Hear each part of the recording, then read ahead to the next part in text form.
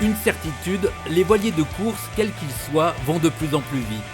Un des maillons de la grande chaîne à toujours plus de performance doit être mis au compte des cordages et à ceux qui les mettent en œuvre, les gréeurs.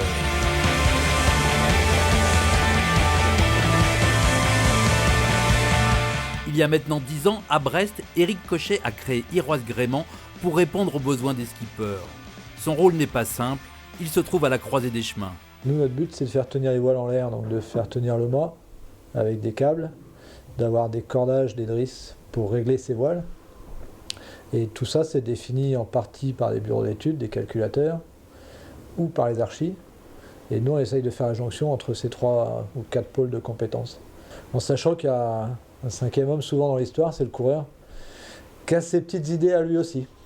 Éric Cochet et Bernard Stamm collaborent ensemble depuis de nombreuses années, ont noué une vraie complicité.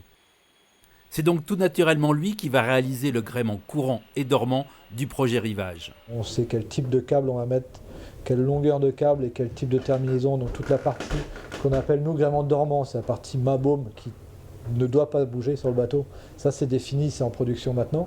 Et on attaque la partie gréement courant. Donc là la partie qui se déplace, les drisses, les écoutes. Et on est en train de finaliser les tableaux, donc je n'ai pas les longueurs exactes, mais c'est de l'ordre de 3 km pour 70 kg de ficelle, quelque chose comme ça.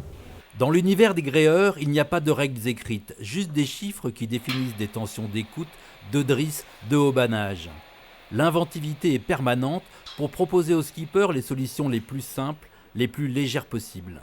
On calcule rien, on ne sait pas calculer, on est des petits artisans.